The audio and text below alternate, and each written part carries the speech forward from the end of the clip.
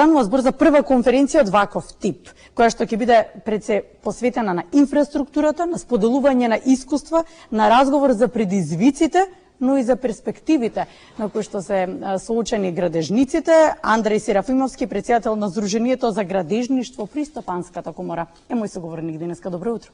Добро утро. Може веќе добар ден да се каже. Може.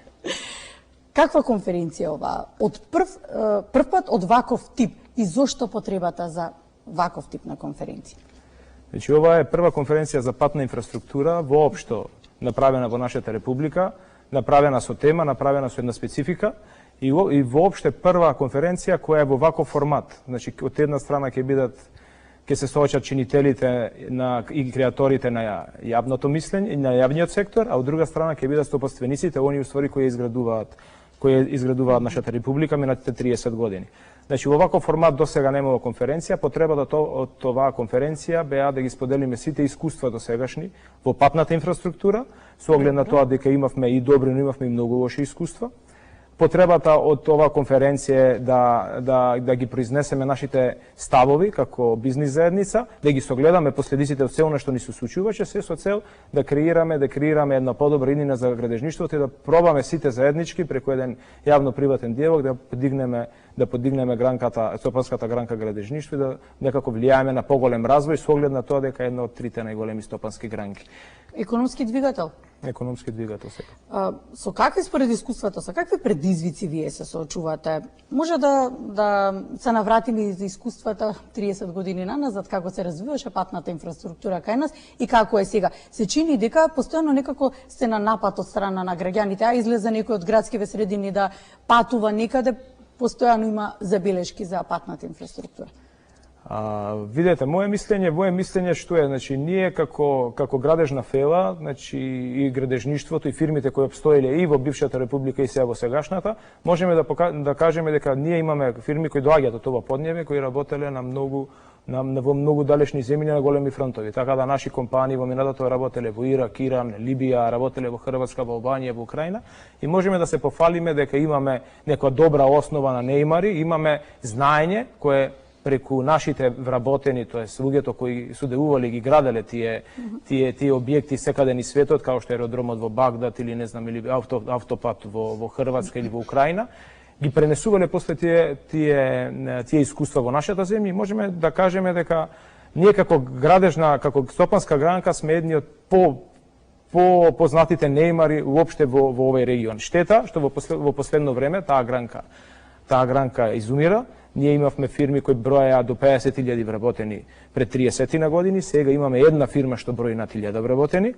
И доколку ги погледнеме капиталните инвестиции, ќе видиме дека во наредните 3 до 4 години очекуваат огромен број капитални инвестиции, но 96% од нив ќе ги работат странски компании. Токму е тука нашата борба, да го промовираме македонското градежништво, да пробаме со креаторите на јавните политики да влијаеме тоа македонско градежништво, да доживее некој развој, да можеме да го напредиме, да го модернизираме, се со цел не само да ги изградиме и работите овде што недостасуваат во нашата република, него да можеме да излеземе и на странските пазари со цел не да одлеваме наши пари во странство, него да долеваме странски пари кај нас.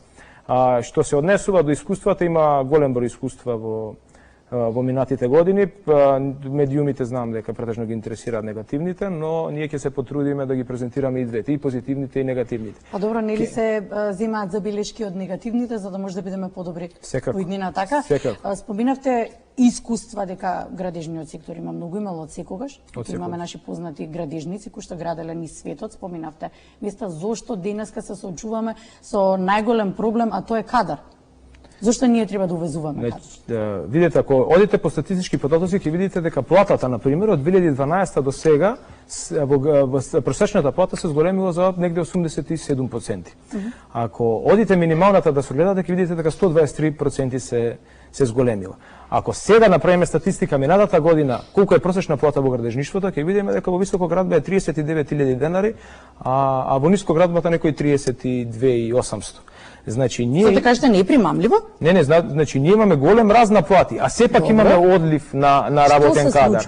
Значи ако одиме статистички ќе видиме дека и покрај високите инвестиции што ги имаме, капиталните инвестиции идат во нагорна линија и покрај зголемување на потите од ден во ден, сепак имаме еден одлив на кадар. Пред се, јас мислам дека деловниот амбиент и економската состојба во која се наоѓа нашата држава многу влијае на луѓето кои работат тука. И од друга страна мислам дека домашната економија, тоест домашните компании не се доволно застапени на места кои што треба да бидат застапени, а тоа се како главни чинители, главни изведувачи. И доколку работите вие како втора, трета рака или подизведувачи, други се перцепциите на кадарот и други се можностите и перспективите на кадарот. И затоа спомнав, ако ние 96% во капиталните проекти што ни следуваат, ги изведуваат странци, ние мора да разговараме со креаторите на јавните политики, кај се наоѓаме ние во тој момент, затоа што е многу различно дали вие сте главен изведувач, дали вие го потикнувате развојот или работите некој друг за туги развој. Еве затоа оваа конференција и затоа предлог измени на законот, кој што веќе е објавен, така? Да, значи, за кој што ќе се дискутира на конференцијата. Кои се тие измени? Што е потребно? Законот по кој што работиме сега, до 2016 година имаше 28 измени, во рок од 10 години или некаде на 4 месеци имаше измена. Кога го плебна... Сакате да кажете измена по потреба? Така беше, измена по потреба, измена, се она што не можевме... Добро, реално што се случувало? Да, значи, од 2010 до 2016 се што не можевме да решиме, го решававме со хитни измени. Кога ќе го видите тие сите измени, дали колаборираат со други закони и со други постапки, ќе видите дека законот во 2016 беше многу лош и за постапување и затоа се претежно проблемите кои ги имаме денес на сите проекти, затоа што проблемите денес, последиците кои ги чувствуваме, се усвари последици од тоа што ни се случувало во минатите 10 години, не се последици од тоа што ни се случуваше вчера. И ние потикнавме таа потреба од измена на законот. Значи долго време се разговараше, се колаборираше, дававме ние сугестии, даваше владата, дава другите друштва. Сега пред една недела Министерството за транспорт и врски на својата веб страна објави дека почнат диалог по однос на новиот предлог на закон. Ние како здружение и сите други здруженија го добија предлогот текстот и ние работиме на предлог текстот на законот. И ќе се разговара на конференцијата со оглед на тоа дека голем поддржувач е Министерството за транспорт и врски на оваа конференција и Стопанската комора, нели се разбира. Тоа не е некој убав позитивен исчекор дека ќе се најдете во диалогот?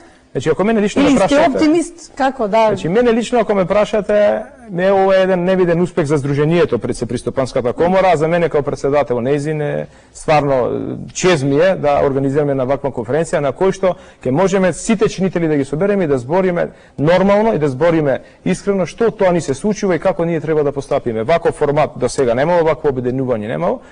Но сме имале многу ставови по кои што сме биле разединети, но сега мислам дека има многу цели кои треба да ги постигнеме, кои не се обединуваат. И тоа го препозна и Министерството, и Јавното претпријатие за државни патишта, и не треба да дозволиме во идни на негативните искуства да ги повторуваме, привилегиите да ги даваме на други лица, а оние сепак креаторите на бруто домашниот производ во градежништвото и креаторите на додадена вредност во градежништвото, тоа се македонските компании, да се наоѓаат во некој меѓу простор, затечени и со проблемите кои ги имаат како последица од законот за јавни набавки, од законот за градба, а да не ги користат оние привилегии со кои сакаме да ги забрзаме процесите. Голем број на фирми ќе бидат присутни? Од Стопанската комора има 110 присутни, значи од прилика некои 80 на 90 на фирми. За нашо е најбитно, најбитните фирми, оние кои градат инфраструктурата, ќе бидат присутни и чест не што е од Јавното претпријатие, од Министерството за транспорт и од другите министерства, баш ќе бидат присутни најрелевантните лица и цениме дека ова е за нас шанса да си кажеме што мислиме да кажеме, да го кажеме нашиот план за развој, а од друга страна да подискутираме со креаторите како тоа би се спровело. Се чини дека еден од најголемите предизвици е кога ќе се пушти автопатот, како потоа да се одржи. Се чини дека има многу кус рок на трајање. Што се случува? Граѓаните велат не се гради квалитетно. Ети тоа мнение се создава. Значи, видете, ако мене ме прашате, голем проблем во моментов е законите по кои што се работат градежните компании, зборам за добра, нормална, работлива градежна компанија. Значи, доколку вие по јавни набавки имате тендер, финансиран од средствата на буџетот на Република Македонија, верувајте дека имате огромна нелојална конкуренција со оглед на тоа дека законот за јавни набавки тоа го дозволува. Доколку се пропише тендер или јавна набавка која финансира ЕБРАДА и Светска банка, толку се високи критериумите што нашите компании не може да учествуваат. Значи, нашите добри компании, солидни, оние кои вложуваат во развој, од една страна се затечени со огромна нелојална конкуренција, лоша, од друга страна се соочени со друга нелојална конкуренција која па не може никако да ја достигнат. Што нашиот закон за јавни набавки, закон за градба по кој што моментално работиме, Ја ќе кажам дека во овој свет на брз развој, брзи промени и брзо растечка економија, поготово после ковид кризата, не ги прилагодува лошите кон добрите, туку ги прилагодува добрите кон лошите. И последицата е тоа што го имаме. Така да, например, кај воочен сега проблемот, да речеме, еве последните јавни набавки кои се финансирани од странски кредитори, верувајте дека во изградбата имаат пропишено 5 до 10 години одржавање на патот. Значи, не се ослонува на државно. Колку треба да биде? Значи, пони искуства ние што ги имаме, според искуствата ве прашувам. Значи, пони искуства ние што ги имаме, па треба трајно да се нонстоп да се одржува. Не можеме да кажеме сега да го одржуваме па да го ставиме. И тоа да биде работа на компанијата или да биде работа на државни патишта? Европските во моментов практики се компанијата која го изведува да го одржува во првите 5 до 10 години, а потоа да се префрли тоа на агенцијата на патишта, тоест на Македонија пат. Верува, значи, кај е суштината? Суштината е што е патот што постар, тоа повеќе треба да се одржува. Така да, тој терет на Македонија пат би бил повторно огромен, затоа што баш ќе одржува стари патишта. Помал би бил теретот на приватните компании кои ги градат да ги одржуваат во првите 5-10 години, пошто не се предпоставува дека ќе има толкави дефекции и дека ќе има толкави проблеми. И уште едно, да, извинете, уште едно мнение кое што се создава кај граѓаните дека многу споро се гради. Да не го спомнуваме Кичев Охрид. Значи, да не отвараме темата. Кичев Охрид зашто споро се гради И еден од разговорите панелите ќе биде за Кичев Охрид. Да, тој ќе биде исто посебен панел ќе биде Кичев Охрид, зошто за да ги отвориме дефинитивно искрено зошто толку се гради споро. Добро. И уште еднаш ќе ви кажам, значи ние имаме таму многу парадокси. Најдобрите македонски компании работат на тој автопат. Работи еминентна светска компанија Синохидро и ние не можеме за 13 години да изградиме пат. Значи има некој системски проблем.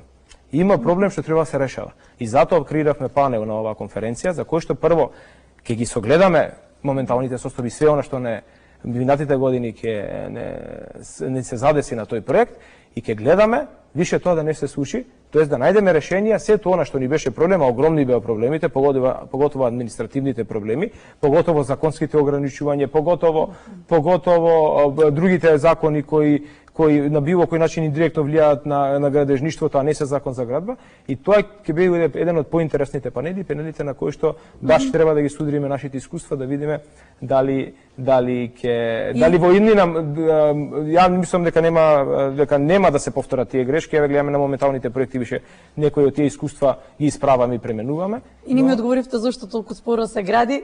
Едно мнение кај граѓаните што се создава, еве не треба нешто многу далеко да отидеме, треба да поминеме само не знам границата, да отпатуваме, не знам, до Србија. Значи Кичев Охрид дошо се гради затоа што прво се гради по специјален закон, второ се гради Општо земено, не само. Па не би рекол ја дека се гради споро, мислам дека Кичев Охрид е една тема која става во сенка се она што се гради. Например, ние еден пример е доволен се да повлече? Па во искуството во нашата држава тоа е така и би требало да се критизира тоа што не ни оди за да го подобриме, но во иста страна треба и да го пофалиме тоа што ни оди и тоа што го правиме. Така да ја на пример еве до крајот на годината сите се прашуваме дали ќе се пушти Кичев Охрид, а никој не кажува дека ќе се пушти дека автопатот на Боаци. Никој не кажува дека према бугарска граница Ранковци ДВБР ќе се вози. Значи мораме ние да креираме и вие као медиуми, као фела, значи и позитивна енергија освен негативна. Зошто? Затоа што таму работат наши инженери кои треба да потикнат развој. Тие инженери, замислете, вие имате успешен проект и тој проект никако не доживува успех, а секој неуспешен доживува некоја ескалација или некоја медиумско покритие целосно. Така да, по мене, и тоа ќе биде тема на конференција, да ќе повикаме медиумите и креаторите на рамото мислење, мораме да мислиме на овие наши инженери, на овие наши работници, мораме тоа што сме го направили да го пофалиме, за да можеме да го критизираме тоа што не ни оди. Еве со ова гостување ви даваме медиумски поттик да зборувате за позитивните искуства. Кога сме кај позитивни искуства, не споменавте дека ќе се зборува и за европските стандарди? Значи имаме панел за еврокодовите, тоа се новите прописи за проектирање по кои што работи Европска унија. Тие требаше од 1 септември да се применат во нашата држава и да бидат мандаторни со некои. Лесно може да се применат така? Значи градежниот факултет е спремен, ИЗИС спремен, Комората на овластени инженери и архитекти е спремна, више 2 години, мислам дека 2 години више прави Комората обуки на нашите инженери. И ние мораме, на последниот состанок што имавме во Министерството за транспорт и врски, се реши дека ќе се одложи тој процес на примена за 1 година и мислам дека 1 септември 2024 е неодложен датум во кој што мораме да почнеме да ги преминуваме европските норми, тоа е еврокодовите, заради тоа што цела Европа проектира по еврокодови и више губиме чекор кон пазарите од странство. Андреј Серафимовски, председател на Сдружение на градежници при Стопанска комора, благодарам за гостувањето денеска. Посакувам да имате успешна конференција. Може да зборуваме потоа за искуствата по конференцијата. Ви благодарам и вас, се не